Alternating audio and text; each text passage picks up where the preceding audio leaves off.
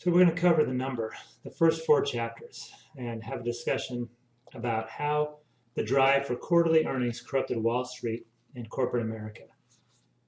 And Alex Berenson is the author, so here's a picture of him.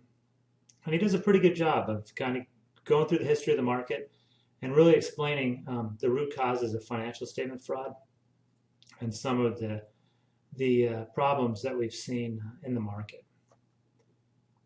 So as an overview, we're going to go through the first four chapters, and it's going to go through the history of the market up through from 1920s to the 1980s. And in chapter 1, called Boom or Bust, it starts and it talks about the stock market crash of 1929. And just like the crash in 2008, everybody blamed Wall Street.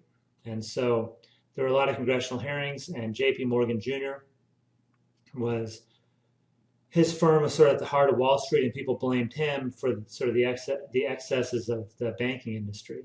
So, of course, he had to go before Congress and endure days of testimony before the Senate Banking and Currency Committee about the things that his bank was doing during the 1920s that people felt led to the crash of the stock market. And again, this parallels 2008 when, with Bear Stearns and Lehman Brothers imploding, and the bankers having to endure days of testimony in front of the Senate Banking Committee in 2008. In 2008, we created the Dodd-Frank Act, which created a government agency called the Consumer Protection Agency. But back in 1933, we created the Securities and Exchange Commission. And what led to that was, and it was actually the Securities Act of 34 that created the Securities and Exchange Commission, but there were two Securities Acts in 33 and 34. They're a result of what happened in 1929. Because during 1921 through 1929, this was the roaring 20s.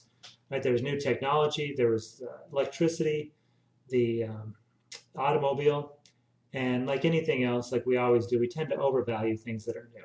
And we tend to think that new technology is the wave of the future, and that it's going to grow continuously and indefinitely, and stock prices are going to increase continually and indefinitely in a similar growth rate. And that was what was going on in 29. So the stock market, prior to the 1920s, was just, a few folks in New York were buying and trading stocks. And for the most part, they were left to their own devices, and it was sort of a product of some rich folks who invested their money in some publicly traded companies. But during the 1920s, people started noticing the stock market. At first they sort of viewed it as little more than a casino, that stock prices went up and down, and you weren't really guaranteed anything. You weren't guaranteed dividends.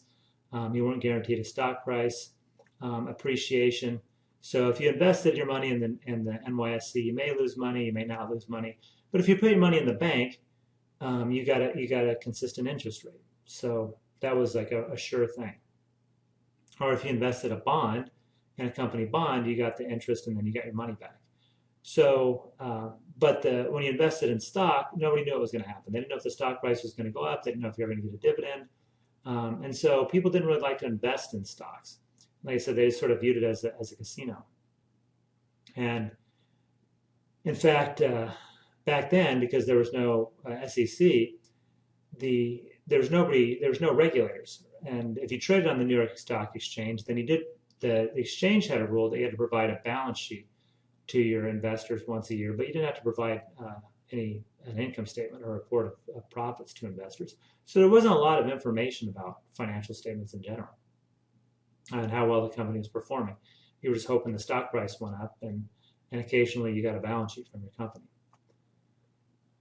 Now, companies did pay dividends to some extent, and there was dividend yield, which is the dividend divided by the price of the stock. So it's sort of like your interest is your yield on your bond. Your dividend yield is your return on the price of the stock.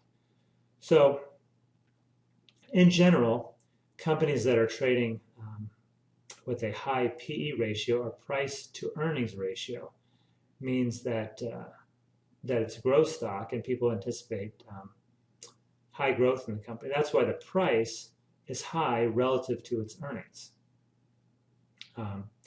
And dividend yields, like where people pay dividends, high dividend relative to the stock price, or if the stock price is high relative to its earnings, those dividend yields and PE ratios rise and fall with interest rates and economic growth and investor confidence, right? So if interest rates are high, then you might invest in something other than stocks. But if interest rates are low, then you might turn towards stocks. And obviously, if economic growth is good, then you're confident that that publicly traded companies are going to grow, and so you're willing to pay a higher price for stock prices, which a higher price relative to earnings leads to a higher PE ratio. And obviously, if you're more confident, investor confident, so the better the investors feel about the economy, the more likely that they are to pay high prices relative to companies' earnings for stock. But in general, low PE ratios and high yields are a sign that stocks are cheap compared to alternative investments. So if the price is low relative to their earnings, then that would signal that that's a good buy, right? And that's a good buy relative to bonds, which it pays a stated interest rate, or potentially investing in real estate. So high PE ratio means that you're paying a high price relative to company earnings. That means you expect extremely high growth and that you must be fairly confident in the market.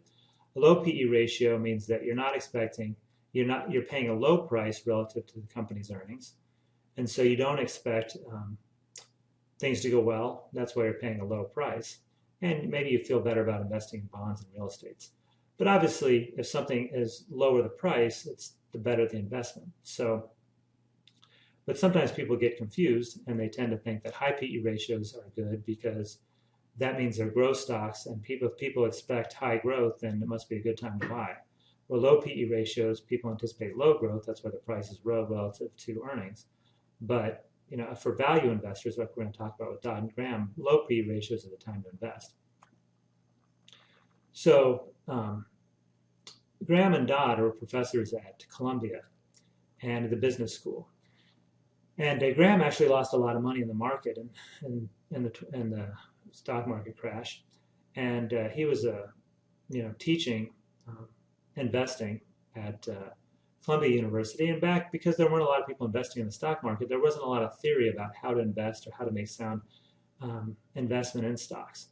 And so Graham and one of his students, Dodd, decided to write a book about how to invest. And it was on how to pick value stocks and make money picking stocks. And basically what they say is the value of a stock depends entirely upon what it'll earn in the future. So everybody knows what happened in the past. So you know how well a company's performed in the past. So when you buy a stock, you're buying based on what you think the company's going to do going forward. So a high price relative to its earnings means that you expect the earnings are going to catch up to the price fairly quickly, right? So you're willing to pay a high price. So if you anticipate the company growing rapidly, then you can pay basically any price for a fast-growing company because you think it's going to continue to grow exponentially, and therefore you can justify any price for it. Then in 26. People started getting into the market. I mean, again, just folks on Main Street, not people on Wall Street, not wealthy bankers, but just folks like you and me that on Main Street started looking at the stock market and thinking, well, gosh, I'm buying bonds. I put my money in the bank. Maybe it's time to buy stock because I look at the stock market and it's starting to go up. And then you start to know people who invested. So you find out your neighbor invested in the stock market, and he made a lot of money. More so than if he had put his money in the bank. And so people started thinking, well, maybe I ought to invest. Right? And they had never seen a stock market crash. And so they started thinking, oh, maybe stocks really just go up and maybe they're good buys. And there's new technology. I mean, these new, Ford and General Electric, maybe these are good companies to buy because they're going to grow like crazy as people, invest in electricity and cars. So they started seeing their friends make money. More and more people got into the market. Now, it was unclear because people hadn't read Security Analysis by Dodd and Frank. They didn't understand financial information. They weren't even being provided. A lot of companies weren't even providing them with income statements. So it was unclear how they were making investment decisions. Were they buying companies that they didn't really know much about, but expected, bright futures, or were they just sort of all chasing, the stocks that appeared to be right? They were just momentum trading, so there was no analysis. They said this stock went up 20% last year, maybe it'll go up 20% next year. I'll buy that stock. So it wasn't clear how people were making investment decisions because, like I said, there wasn't. The companies weren't providing a lot of financial statement data. There wasn't, MSNBC and Kramer with Mad Money. I mean, people were just sort of guessing. So in a little bit, it was like a casino, a roulette wheel. And nobody was quite sure what they were doing and how they're investing. But what was certain is that people were putting money in their market, and as money flowed out of banks, out of bonds and out of real estate into the stock market, obviously the more demand for stocks, the higher the price there's going to be. They're going to have to pay. So stock prices are going up because people are putting their money into the market, not necessarily because the underlying companies are outperforming any sort of expectation. And then it turns out that in 1929, that a lot of these companies, as what happens during bubble periods, they were manipulating the financial statements. So they were doing the common gimmicks that we see today, hiding ongoing expenses, not accounting for losses in subsidiaries, avoiding recording charges like advertising expense, writing up assets when they shouldn't, like we talked about in Chapter 13, understating depreciation, another thing we talked about in Chapter 13. Sold assets and pretended the proceeds of the sales were actually profits. So they were selling fixed assets, property, plant, and equipment, and trying to record it as profits related to operations and net income. So just like in 1999, 2000, when the technology bubble burst, a lot of these companies like Enron and WorldCom and HealthSouth and Tyco and Adelphia were committing financial statement fraud. Well, during the bubble of the 1920s, created a lot of pressure, and the fact they didn't, there was so loose regulation, they had opportunities to commit fraud, and they were committing fraud. So how did that come to light? Well, the stock market crashed. And why did the market crash? Well, it wasn't because anybody became aware of anything. It's just that so much money was flowing into the market that, as we've seen happen, sometimes people just all at once stop buying. They just start thinking, I don't know how I'm justifying this high stock price. And if everybody else, stops buying, I don't want to be the one left holding the bag, like musical chairs, and I don't have a chair. So, I might as well sell now and just put my money in a safer investment like banks. And then somebody sees somebody else doing that, so they pull their money out of the market and they put their money in the bank or in real estate. And then everybody starts to panic, and then it's like a run on the bank. But instead of a run on the bank, it's a run on the market. And investors sort of all at once decided, I got to stop buying stocks because everybody's doing the same thing, and I don't want to be the one left without a chair because it's musical chairs. So everybody stopped buying. And the day they all stopped buying was in October 29th, 1929.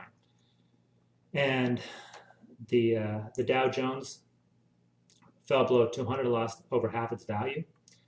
And investors that were new to the market, was the first time they'd seen stocks go down, and they couldn't pretend that stocks couldn't go down anymore. They had to come to the realization that these high returns that we were getting were not without risk, and the day of reckoning's come, and so stock prices actually go down. All right, and basically during the 1929, well, after 1929, we did everything wrong. Right? And Ben Bernanke, who was the chairman of the Fed not too long ago, he had studied sort of his research over the last several, since his dissertation, his PhD program, was on the stock market crash and what you can do to not have that happen again. So he was actually a good person to be running the Fed during the crash of 2008. But back then, we didn't know how to handle stock market crashes, because just because the value of stocks go down doesn't mean that the economy is not in good shape. But people perceive it to be in bad shape, and so everybody starts hoarding their money, and nobody buys. and because they're worried that, oh my gosh, I lost money in the market. I thought I was wealthier than I was. I was going to buy a new house. Now I'm not, right? So they don't buy a house. So then home builders don't have any people to sell to. So they got to lay employees off, and then those employees can't buy these new Ford cars. So then Ford has to lay people off, and then Ford's laying people off, and so they don't have money to go out to eat. So then they can't, restaurants start closing, and then they lay people off, and then pretty soon unemployment's just rampant because people overreacted, and we did everything we shouldn't do. We thought, well, we want to encourage American goods, so we're going to tariff foreign goods so that people buy American to promote American industry so that people get employed again. Well, of course, when you do that, then Europeans put tariffs on American goods, and now we can't export goods, and so now exporters got to lay people off. Now they can't spend money, and it was just a vicious cycle. So everybody panicked, everybody stopped spending money, and it just drove us into a depression. So during the Senate Banking Committee, they're grilling J.P. Morgan and the other folks on Wall Street, and what they decided to do, as we'll read in Chapter 2, is create the Securities and Exchange Commission. So the Securities and Exchange Act of 1933 actually required publicly traded companies to register their financial statements. And then in 1934, they created the Securities and Exchange Commission, right? So they actually had a regulator to oversee the buying and selling of securities like stocks and bonds. We also passed the Glass-Steagall Act, which stopped investment banks from also being commercial banks. So commercial banks are like Bank of America, where you and I, we deposit our money, we get direct deposit from our employers. We have checking accounts, or we write checks from those checking accounts. And so they're holding our deposits. And investment banks are banks that, sort of like Goldman Sachs. Like, you don't get a checking account with Goldman Sachs. They're not holding your deposits. They're getting wealthy investors to put their money into a bank. And then they also borrow money from other banks. And then they invest in sort of big ideas. Well, the government thought, let's rethink this. Folks like Bank of America and Goldman Sachs probably should be separate entities, because what we don't want is like a company like Goldman Sachs to make risky investment with our hard-earned salaries that are being direct deposited into our bank account, right? Because we're relying on that money being there so that we can write checks to pay our mortgages and other things. So we don't want investment banks, who sort of by definition take a lot of risk, to invest, our hard-earned money, our deposits. So the Glass-Steagall Act said, you can be an investment bank or you can be a commercial bank, but you can't be both. So if you're a commercial bank and you're going to hold, you're going to have checking accounts and just hold people's money, then we're going to highly regulate you, because we don't want people to lose their hard-earned money. And so we're going to put a lot of regulation around commercial banks. And it's fine if you want to do that. But then investment banks, you can basically do what you want. You can invest in risky things, but we're not going to provide much regulation. But we don't care if you guys lose money, because you're a bunch of wealthy folks who understand the risk, who are willing to put your excess capital at risk. But the folks on Main Street who are putting their hard-earned money in a bank and expecting it to be there to pay their mortgages and to pay their children's education and put it in a commercial bank, that needs to be there. So we're going to not only regulate that, we're going to insure it. So they created the FDIC. So that way, if you lost your money, if you put your money in a commercial bank, it was going to be insured in case the commercial bank went under, right? But if you put your money in an investment bank, then there's no insurance. So just sort of buyer beware. You might get high returns from the investment that Merrill Lynch or Goldman Sachs is maybe they're doing some risky investments to get high returns. But if you lose your money, it's not insured. So buyer beware. So the Glass-Steagall Act said, all right, you can be one, you can be an investment bank, or you can be a commercial bank, but you can't be both. So we thought that was a good idea. And then we also created the Securities and Exchange Commission. And then we had recently, just as an aside note, the we repealed, actually in the 1990s, the Glass-Steagall Act. And then a lot of people complained that it was the repeal of the Glass-Steagall Act during the Clinton administration that led to the crisis of 2008. But so it was sort of an easy thing to point back on and say, well, we did all these things wrong with by repealing Glass-Steagall, and if commercial banks were not able to also be investment banks, this never would have happened.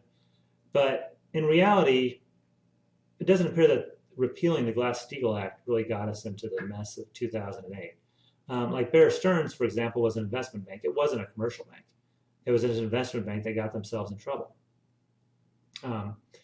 And Fannie and Freddie, who were part of the culprits during this real estate bubble and crash, they were kind of quasi-government-sponsored entities. And so they weren't a commercial bank or an investment bank. So that really had nothing to do with them. Lehman Sachs was an investment bank, and they got themselves in trouble on their own. It's not like they were an investment bank and then they pulled a commercial bank down with them, and then people lost their money. And then Merrill Lynch was an investment bank before it was sold to Bank of America. So it was the investment banks who got themselves in trouble. It wasn't investment banks pulling down commercial banks. So it doesn't necessarily mean that the commercial banks were the banks that stayed in good shape.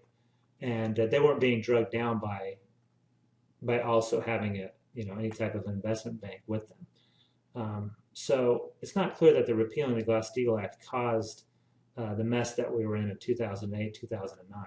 And AIG, who was also one of the problems, they weren't a commercial bank; they were an insurance company. So this whether commercial banks and investment banks should be able to be one bank. Is a different issue altogether, and you can make an argument that maybe we should go back to the Glass-Steagall days where they're separate because they can be together now. But that joint commercial and investment bank didn't appear to cause the crash in 2008, like people were complaining about Glass-Steagall and the repeal of that. But getting back to the 1930s, that we created the Securities and Exchange Commission. And whenever you create a regulator, the folks being regulated don't like it. And obviously the New York Stock Exchange was not happy to have a regulator and to have somebody overseeing what they were doing. But then Richard Whitney, who was president of the New York Stock Exchange, was found guilty of embezzling $1 million from the exchange. And after that, it was like, all right, let's just accept the fact that we're going to be regulated, and we need a regulator because even the president of the New York Stock Exchange is doing shady stuff. But back then, there weren't a lot of the rules related to GAAP, to general accepted accounting principles, were a little bit loose, and there wasn't a lot of conformity. And the first chairman of the SEC, Chairman Landis, was concerned about auditors and said basically these accountants' loyalties to management are stronger than their sense of responsibility to the public, and so. We also had Benjamin Graham and David Dodd, who wrote the securities analysis, the textbook that on value investing that I think is still being published today. So the stock market after that point just sort of limped along. During the 1930s, we were trying to pull ourselves out of the Depression, and nobody was buying stocks, and so the New York Stock Exchange just sort of limped along without hardly any action. And then the 1940s came along, and things started to get better. We were pulling ourselves out of the Depression, and then the World War II comes along, and pretty much that's like the Full Employment Act is World War II. So everybody's either at war or working, in manufacturing, building planes and other things for the war. And so everybody's working. The economy starts revving along. But again, everybody remembers 1929, so nobody's investing in stocks. So stock prices are still really low. The price to earnings ratio is extremely low. And then World War II ends, and Europe and Asia, and Japan, they're in shambles. And so the U.S. is sort of the dominant world power at that point. And they have basically zero competition from around the world, and things start to take off. And because people are still worried about 1929, they're not really investing that heavily in stocks. So it becomes a great time to buy stocks. because the price to earnings ratios that are historically low at that point. And in 1950, we start getting into this era of mutual funds. And in 1950, there were less than 100 mutual funds, and there was about 2.5 billion in assets at the time. And we were concerned about, the investors still remember the 1920s, so they're still a little bit concerned about losing their money. And so they don't want to invest in individual stocks because it's like a casino. But they become convinced that if I just buy into a fund and I have a professional manager manage the fund, then maybe one stock, loses value or two stocks lose value, but my whole fund won't lose value, and I'll be more diversified. So I'm better off, instead of picking stocks, just investing in a fund. And so people start to think that's a good idea. So by 1960, there's about 161 mutual funds, up from 100 a decade earlier, and from 2.5 billion in assets up to 17 billion in assets. And then also there's a lot of money in mutual funds. And the mutual fund managers, they're charging, commissions as high as 8.5% to manage the fund. But people, remember the stock market crash, they don't want to pick their own stocks, but they start getting each other to sign each other up for mutual funds. And so people start doing this part-time, is going out and getting people to sign up for mutual funds. And so everybody's getting in the mutual fund business. And you had people like Jerry Tsai, who'd run Fidelity Capital Fund since 1957. And, he started picking stocks that he thought would be fast growing. So he started investing in new technology because he sort of recognized that those stocks tend to grow, probably because he realized people overvalue those stocks. So he started investing in stocks like Xerox and Polaroid. And because he was investing in these fast growing stocks, and people had sort of forgotten that we overvalue new technology and stocks could crash, he starts investing in these fast-growing stocks, and his portfolio goes up like 68%, like in 3 months in 1962. And people think that this guy, Jerry Tsai, is like the power of the Orient. Like somehow he can see the future, and he's got tapped into some mystical force that allows him to pick all these stocks that boom. So everybody starts wanting to imitate Tsai, because if his mutual fund's going up 68%, of course, everybody wants to invest in that fund and not the funds of other managers. So other managers want to replicate the returns that Tsai gets. So what do? Well, they buy stocks they buy Xerox and Polaroid too. So they start buying all the fast-growing stocks. So it's sort of self-fulfilling. These fast-growing stocks continue to grow because there's a demand for the stocks, because more and more funds want to invest in those stocks. So again, it creates a bubble in those stocks, and it creates momentum in trading in those stocks, not because Xerox and Polaroid are going to be good companies in the long run. It's because their stock's going up so quickly because everybody wants to invest in them. But the question is, do these mutual fund managers who are picking stocks really know anything more than any of us? Or are they just getting lucky? Right? And these mutual fund managers, they seem to want you to forget that whenever there's high reward, there's high risk. So there's no high returns without high risk. But they would have you believe that their stock market, that their mutual funds are investing in companies that are safe, and that these unusual high returns are coming without risk. And what if we can start telling ourselves that Tsai has the power of the Orient behind him? Maybe the market is safe. He just knows more than everybody else. But the question is, do they actually know anything, or are they just all buying stocks together and creating this momentum trading?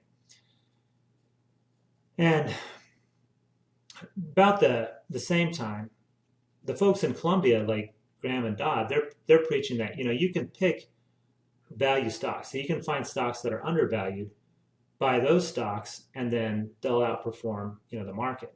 So if you can figure out what stocks are cheap, buy those, you'll do better than the market.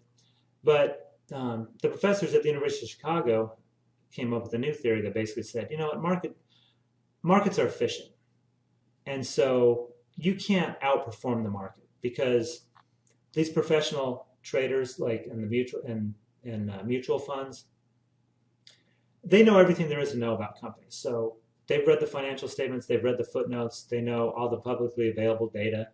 So if everybody knows everything, how can they outperform themselves? They say, well, you can't outperform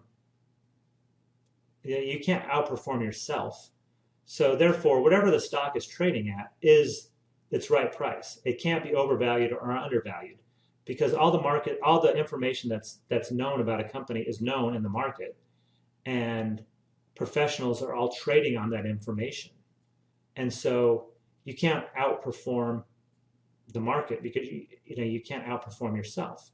And so many academics argue that you don't even really need to regulate the market because if there are companies that are overvalued, they can only be valued for a short time because short sellers will jump in and drive the stock price down because they'll notice they'll notice the information that the company, like with Green Mountain Coffee, that their revenue growth is above their growth in non-financial information, like their pounds of coffee that they're producing, and then they'll drive the stock price down. So at any given time, the price is selling at its appropriate price. It can't be overvalued or undervalued, and consequently, mutual fund managers and others can't outperform the market because they don't know anything more than what's known collectively. And so there became sort of a trend to say, well, there's no reason to actively manage a fund. You can just mechanically manage a fund. You can just create an index fund and just say, hey, I want my fund to perform at whatever the S&P 500 is doing. I'm just going to buy a broad cross section of S&P 500 stocks, and if the S&P goes up, my portfolio will go up. If it goes down, my portfolio will go down. But there's no point in trying to handpick stocks and outperform the market because you can't do it. The problem with that efficient market hypothesis thinking was that Warren Buffett, who was a disciple of Graham and Dodd, and was actually trying to pick individual stocks, value stocks, he had outperformed the market and the S&P for the last 40 years, and he was the only one. There were other people who were doing it. So the efficient markets people thought, well, they're the outliers. Of course, they can do it, but you can't replicate what they're doing. They're the lucky ones. If you match those up with the unlucky ones across the board, everybody's on average is equal. So even though it seems like a few people might know more than the rest of the market, they really don't.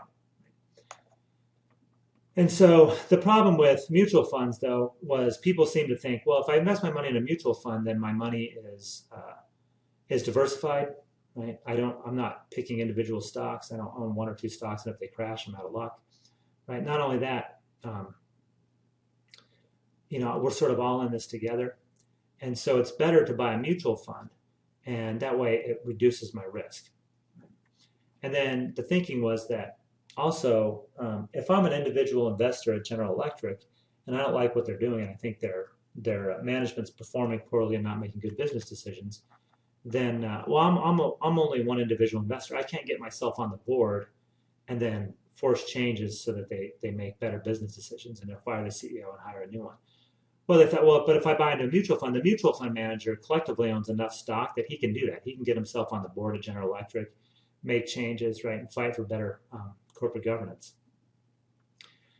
And so the thing is, so that was the thinking with mutual funds. They're safe, they're diversified, professional investors then can fight for better corporate governance. But in reality, do they really do that? Mutual fund managers don't actually fight for better corporate governance or get themselves on the board. They just don't buy the stock, or they sell the stock if they don't like the way it's being run. They're also not managing their own money, they're managing your money. So they're not really putting anything at risk. And the only way they can bring new money into the stock is by outperforming other mutual funds. So rather than you can't outperform other mutual funds by investing in a broad section of S&P 500 stocks. The way you can outperform the other mutual funds is by picking stocks that you think are going to go up in the short run. And so that leads to momentum trading, like we talked about. And so you don't want a diversified portfolio. You want a portfolio that's in specific stocks that you think are going to go up. And so to generate these exceptional returns, like Jerry said, to separate yourself from the other funds. And then if you pick poor stocks and your fund doesn't perform, then, oh well, you leave because you didn't invest your own money and you go do something else. Right? And so there's no actual guarantee that if you invested in a mutual fund, that you're going to be any more diversified than if you just invested in your own stocks, and that these mutual fund managers were actually going to do things to fight for better corporate governance. And they actually had incentive to put your money at risk to generate these exceptional returns to try and get their mutual fund noticed. But if you're going after exceptionally high returns, by definition, you're taking on exceptional risk. So are you really better off buying a mutual fund than investing in your own stocks, given what we know about the incentives of mutual fund managers? The other issue that came along was conglomerates. So companies started buying other companies and getting bigger and bigger and bigger.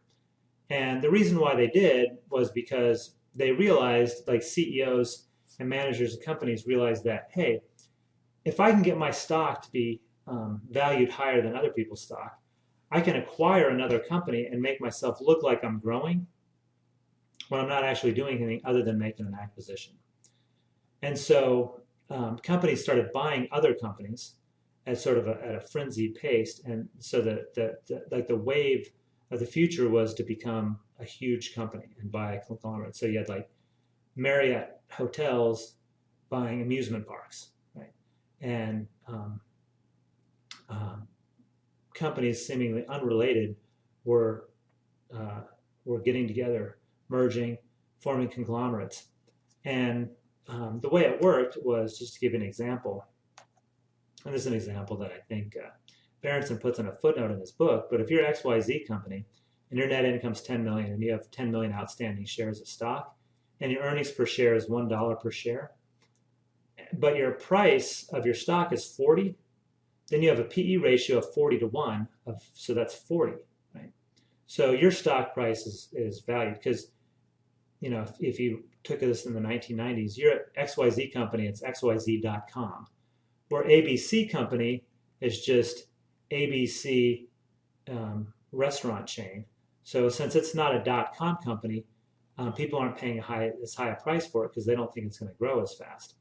So they have the same net income and the same number of shares outstanding, ABC company does, and they have the same earnings per share at 1. But because it's not a .com company, people don't expect such extremely high growth, so their price is only selling at 15. So what can happen is XYZ company, whose price is selling at a much higher multiple, they're selling at 40. They can acquire ABC company, but they can acquire their 10 million shares for 5 million of their own shares. So if their own share is selling at 40 and they need to pay a premium on the $15 share price of ABC company, but let's say that they pay $20 per share for ABC company to acquire ABC company shares so that they can acquire the whole company. So what they do is they issue 5 million shares of their own stock at 40 to buy the 10 million shares of ABC company that's selling at 15, but they pay a premium of 20 to buy those shares. So now the XYZ ABC company has 20 million. Now you combine their financial statements. They have $20 million of net income, but instead of having 20 million shares outstanding, they only have 15 million shares outstanding because it only took 5 million shares of XYZ company to buy the 10 million shares of ABC company because the XYZ company was priced so much higher. So that means the number of outstanding shares is only 15 million instead of 20. So that means their earnings per share goes up to 1.33 instead of 1. And if investors still think the price should trade at a ratio of 40 to 1, so the PE ratio at 40 gives a share price of 53.33. So now the XYZ ABC company has more earnings per share, and you've increased the share price up to $53 a share. But you didn't actually do anything. You didn't grow the economy. You didn't provide more customers for XYZ or ABC company. All you did was just combine the two companies together, and there's no actual value added to either company. But if you take the mechanics of it, people think, oh my gosh, ABC company, their earnings per share went from 1 to $1.33. They're growing just like we thought. And the share price, they're thinking it should trade at a multiple of 40 to 1. So now we got to increase the share price to $53. So now your share's gone up $13 just because you did an acquisition, not because you actually did anything. The problem is if you're Marriott hotels and you're buying amusement parks, then there may not be a synergy. Just because you're good at managing a hotel chain doesn't necessarily mean you're good at managing amusement parks.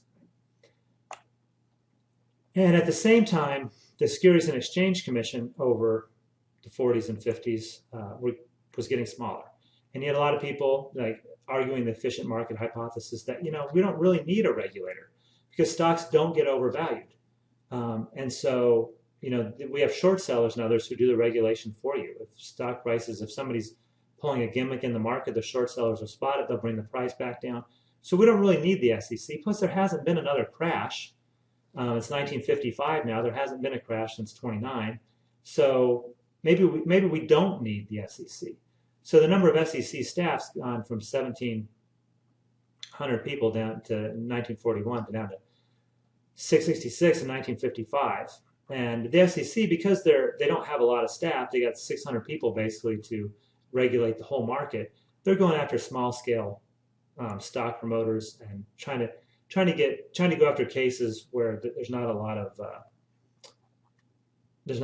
ability to fight back. So they go for these small scale frauds, and they're not going after the conglomerate accounting or dealing with any major issues of the day. And they're certainly not worried too much about GAAP and what accountants and auditors are doing, and so they didn't really care to be watching that closely because there hasn't really been a stock market crash or anything necessarily to worry about. And in 1964, JFK did start revving up the SEC, but the SEC never really took a firm stand on this merger accounting question, how people were raising their earnings per share just by doing an acquisition. It never handled the mutual fund industry and the excesses there. But unlike 1929, the 1960s come along, and the bull market, people become, we're like trending towards Vietnam, and people just aren't as optimistic as they are. And the bull market doesn't come to an end in a crash, it just sort of drifts downward. So, and because it just sort of drifts downward in a malaise, as we head towards like Vietnam, there's no crash, there's no crisis to point to any particular problem that says we have to fix this. It's just, people started pulling their money out of the market and putting it in other things. And nobody really thought too much about, we got to fix the accounting, related to mergers. We need to make sure auditors are doing a better job. We need to rein in these fund managers who are taking excessive risks with people's money. There's nothing to signal that because there was no crash. And so then chapter 4 comes, which is called the death of equities. And there's an example in your book of equity funding in Los Angeles. And it was an insurance company that was creating fake insurance policies, basically. And an insurance company analyst got a tip that these guys were doing this. And it was an interesting story in the book because this Ray Dirks, who gets this tip, he starts talking about it, writing about it. He tips off the Wall Street Journal. And then equity funding is complaining that, hey, Ray Dirks is driving down our stock price. He's the one you ought to be investigating. He's spreading false rumors on the market. So actually the SEC investigated Dirks and not equity funding. But then it turned out equity funding was creating fake policies and creating fake revenue. And the company collapsed shortly after the Wall Street Journal expose and other things. And then the chairman of the company, Stanley Goldblum, admitted that they were committing fraud, and he went to jail. And so now we're starting to see frauds pop up on the scene. People are starting to notice that conglomerates aren't really creating value.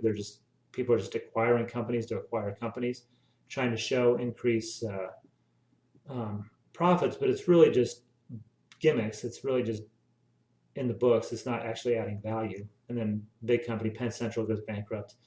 And people start getting worried. They think maybe we should do something.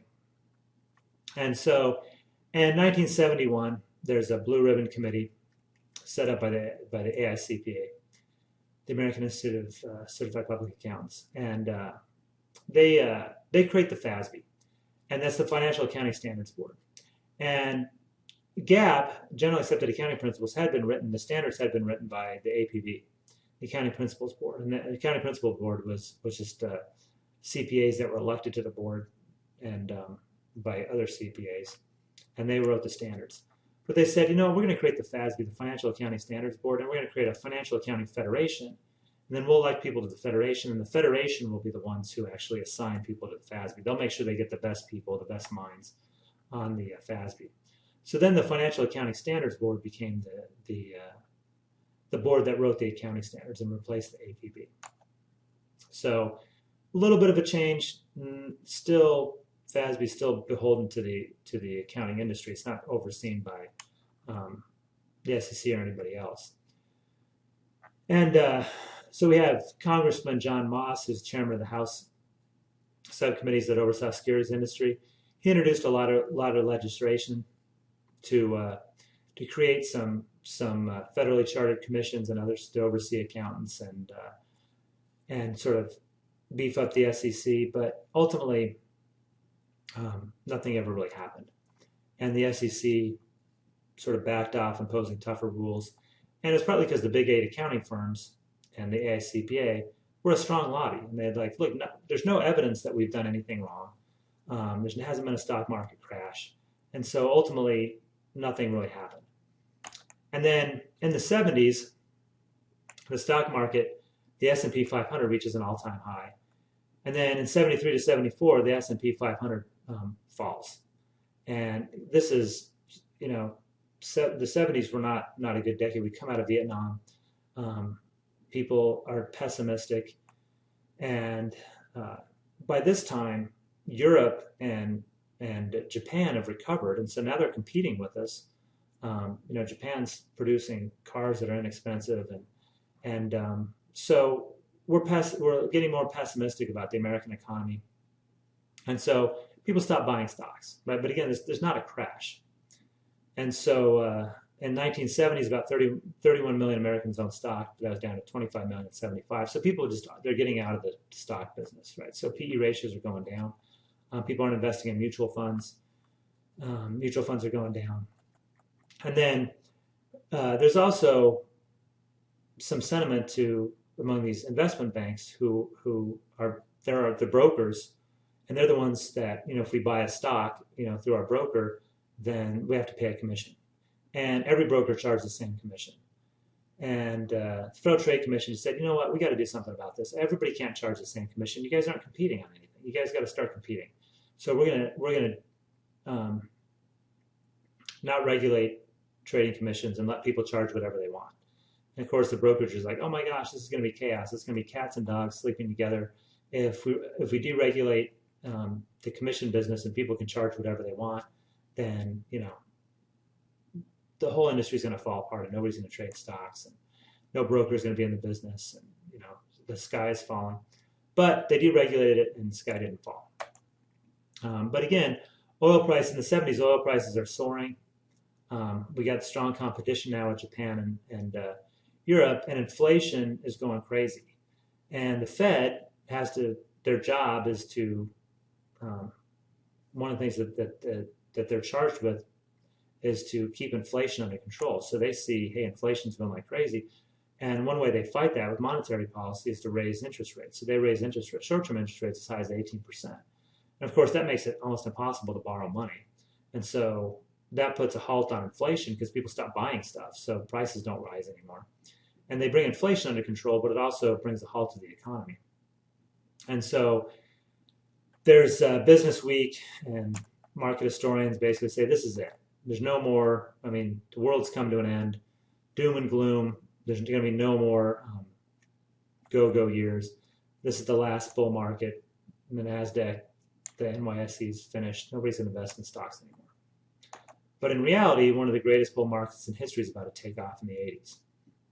So over the next 18 years, the S&P is going to rise 15-fold, and the NASDAQ composite is going to go up 30-fold. So we're going to see. And what we'll find out is that, like it says, if Wall Street history proves anything, it's that investors of all sizes examine financial statements much less closely when stocks are rising. So during the 80s, stocks started going up and up and up, and people stopped paying attention to the financial statements. And then we're going to talk about next week when we continue on the number what happens and how we got to the stock market crash in the late 1990s.